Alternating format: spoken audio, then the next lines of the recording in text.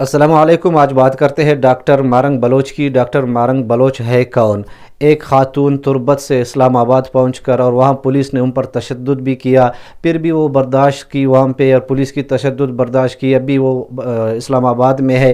سب سے پہلے ہم بات کرتے ہیں کہ یہاں حالات کیسے خراب ہو گئے۔ میرا نام محمد الیاس ہے اور میرا تعلق بلوچستان سے ہے۔ ہمیں اچھی طرح پتہ ہے بلوچستان کی حالات کا، یہاں حالات کیسے ہے، لوگ کیسے لاپتہ ہوتے ہیں، اور کچھ لوگ جو اپنے گھر واپس پہنچتے ہیں ان کی حالات کیسی ہوتی ہے۔ انشاءاللہ پوری کوشش کریں گے انصاف کے ساتھ اور سچ کے ساتھ آپ لوگوں کے ساتھ بات کر لے، کیونکہ ہم مسلمان ہیں اور سیکورٹی فورسز والے اکثر ہمارے مسلمان ہیں، ایف سی والے ہو، آرمی والے ہو، اور یہ جو بلوچ مسلح تنظیمیں ہے یہ بھی مسلمان ہے۔ اور مسلمان کے دشمن کیوں بن گئے، کیسے بن گئے، اس کے پیچھے کون ہے، تو میں زیادہ ڈیٹیل میں نہیں جانتا، جو میں اپنے آنکھوں سے دیکھا ہے، کانوں سے سنا ہے، وہ بات آپ لوگوں کے ساتھ میں شیئر کروں گا۔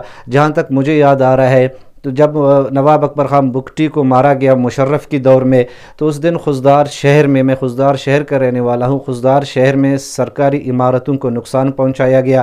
آہستہ آہستہ پھر اس میں ہوا بڑھتی گئی اور بلوچ اور سیکورٹی فورسز ایک دوسرے کے دشمن بن گئے۔ یہاں بلوچوں کو بھی مارا گیا اور یہاں پر پنجابیوں کو بھی مارا گیا، جو یہاں پہ مزدور تھے، کچھ ان میں ٹیچر تھے، کچھ ان میں ڈاکٹر تھے، لیکن کچھ لوگ یا خضدار چھوڑ کے اپنا صوبہ چلا گیا، یا پنجاب چلے گئے، یا سندھ چلے گئے، یا کراچی چلے گئے۔ مطلب یہاں پوری خضدار میں ایک بھی پنجابی ہمیں نظر نہیں آ رہا تھا، سب کو یہاں سے نکال دیا گیا، اور بہت سارے بلوچوں کو لاپتہ بھی کیا گیا۔ ایسا نہیں ہے کہ لاپتہ نہیں کیا گیا، لاپتہ کیا گیا، اور کچھ لوگوں کو چھوڑ دیا گیا، اور کچھ لوگوں کے مسخ شدہ لاشیں ملے، اور عید کے دن بھی ملے۔ اور یعنی بلوچ فورسز والوں کو مارتے تھے، اور فورسز والے جو ہے بلوچوں کو مارتے تھے، ان کو لاپتہ کرتے تھے۔ اب بات کرتے ہیں ڈاکٹر مارنگ بلوچ کی۔ ڈاکٹر مارنگ بلوچ کے 5 بہنیں ہیں اور اس کا ایک بھائی ہے۔ اس کے والد کا نام عبدالغفار، جو اصل کلات کے رہائشی ہے۔ تو اس کے والد کو 2006 میں لاپتہ کیا گیا تھا، پھر چھوڑ دیا گیا تھا، پھر 2009 میں اس کو دوبارہ لاپتہ کیا، اور 2012 میں اس کی والد کی ان کو لاش ملی، مسخ شدہ لاش ملی۔ پھر وہ پوری فیملی کے ساتھ کراچی چلی گئی، اور وہاں پر اپنے بہنوں کے ساتھ، اور اس کا ایک بھائی وہاں پہ تعلیم حاصل کر رہے تھے۔ پھر بولان کالج میں ان کو داخلہ ملی کوئٹہ میں، وہ یہاں پڑھنے آئی ڈاکٹر مارنگ بلوچ، تو وہ نقاب پوش تھے، کسی کو بھی نہیں پتہ تھا کہ یہ ڈاکٹر مارنگ بلوچ ہے۔ پھر 2016 میں اس کے بھائی کو بھی لاپتہ کیا گیا۔ تو اس طرح لاپتہ کرنا اور بلوچوں کا جو ہے پنجابی مزدوروں پہ حملہ کرنا، یعنی کہ میرا کہنے کا مطلب یہ ہے کہ ایک خاتون مارنگ بلوچ ایک خاتون ہے۔ سب سے پہلے ہم اسلام دیکھتے ہیں کہ ہمارا اسلام خواتین کے بارے میں ہمیں کیا حکم دیتا ہے۔ پیارے نبی کریم صلی اللہ علیہ وسلم جب جہاد کے لیے بھیجتے تھے تو امیروں کو یہی ہدایت کرتے تھے کہ آپ لوگوں نے خواتین، بچے اور بزرگوں کا خیال رکھنا ہے۔ اس کے بعد ہم اپنے کلچر کو دیکھتے ہیں۔ ہمارے بلوچی کلچر میں بھی خواتین اس چیز سے مستثنیٰ ہے، خواتین، بچے اور بزرگ۔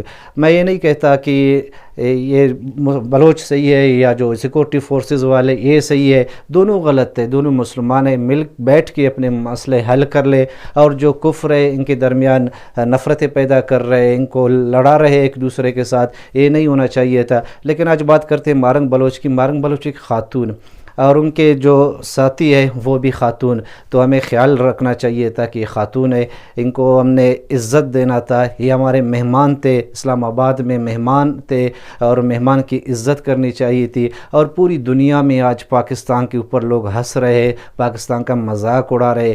اس طرح کیوں ہو رہا ہے؟ خواتین کے ساتھ اتنا ظلم کیوں ہو رہا ہے؟ خواتین تھے، بیچارے کیا کر سکتی تھی؟ تو کہنے کا مطلب یہ ہے کہ ان کا خیال رکھنا چاہیے تھا، ان کی مہمان نوازی کر لیتے تھے۔ میں یہ نہیں کہتا کہ بلوچ ٹھیک ہے یا سیکورٹی فورسز والے ٹھیک ہے، دونوں غلط ہے۔ دونوں ایک ملک میں رہنے والے ہیں، پاکستان میں رہنے والے ہیں، اور ایک دوسرے پہ حملہ کر رہے ہیں۔ ان کی وجہ کیا ہے کہ ہمیں اسلام کا نہیں پتہ، دونوں اسلام سے دور ہے۔ اسلام ہمیں کیا کہتا ہے کہ مومن کا بھائی ہے۔ اگر ایک مومن کو درد ہو، دوسرا مومن کو چاہیے کہ اس کی درد کی تکلیف کو محسوس کر لے کہ یہ میرا بھائی ہے، مجھے محسوس کرنا ہے اس کی تکلیف کو، اور اس کی ہمدردی میں نے کرنا ہے۔ لیکن لسانیت پر لڑا رہے، قومیت پر لڑا رہے، ایک دوسرے کے ساتھ لڑ رہے ہیں۔ ہم دعا ہی کر سکتے ہیں کہ اللہ تبارک و تعالی دونوں کی دلوں کے درمیان محبت ڈالے اور دونوں ایک بھائی بنے اور حالات ٹھیک ہو۔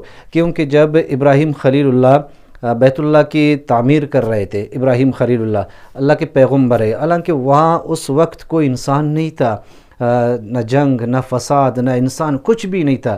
لیکن سب سے پہلے ابراہیم خلیل اللہ کس چیز کی دعا کرتے ہیں؟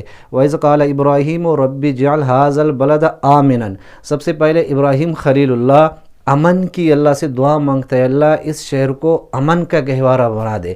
تو آپ دنیا میں کہیں بھی رہے، جتنے بھی آپ کو سکون، آرائش، سہولت سب کچھ ہو، لیکن وہاں پر اگر امن نہیں ہے تو پھر آپ وہاں پہ سکون سے نہیں رہ سکتے۔ لیکن بلوچستان میں سہولیات ویسے ہی نہیں ہے اور امن بھی نہیں ہے۔ امن کے بغیر ایک شہر میں اگر امن نہیں ہو تو ہر گھر میں ہر وہ فرد جو اس شہر میں رہ رہے ہیں وہ سکون سے نہیں رہ سکتے۔